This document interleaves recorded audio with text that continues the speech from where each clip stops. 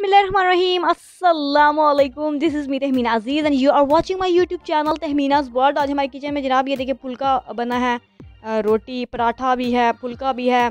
बड़ा ये सॉफ्ट सा है खाने में। लेकिन हैरानगी की बात यह है कि ना तो मैंने आटा गूंदा है जनाब, ना मैंने पेड़े बनाए हैं। बग़ैर आटा गूंदे ये किस तरह से बनाया जा सकता है ये आपको थोड़ा सा मैं दिखा देती हूँ। ये इस तरह से बना रही हूँ, लेकिन पूरी डिटेल वीडियो मैं आपके साथ शेयर करती हूँ। लेकिन उससे पहले मेरे चैनल को सब्सक्राइब कर दीजिए। जी जी, बहुत शुक्रिया अगर आपने सब्सक्राइब कर दिया है। तो चलिए बगैर टाइम ज़ाया किए बढ़ते हैं रेसिपी की तरफ। अच्छा जी, सबसे पहले हमने ले लिया 1 कप आटा और इसके साथ मुझे 2 टेबलस्पून चाहिए होगा ये धनिया चॉप किया हुआ। अच्छा जी, हाफ़ टी स्पून का लीजिए गार्लिक पाउडर और इसके अलावा आप पेस्ट भी ले सकते हैं, हाफ़ टी स्पून।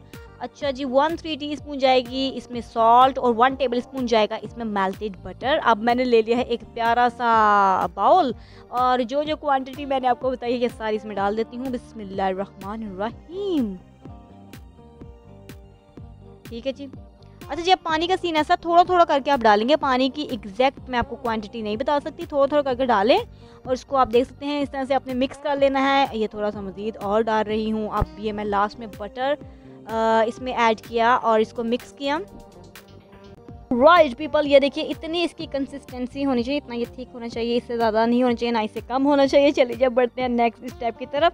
अब मैंने एक पैन को लो फ्लेम में थोड़ा सा गर्म कर लिया है। ठीक है जी, और ये देखिए इस तरह से आपने इसको बैटर को डालना है।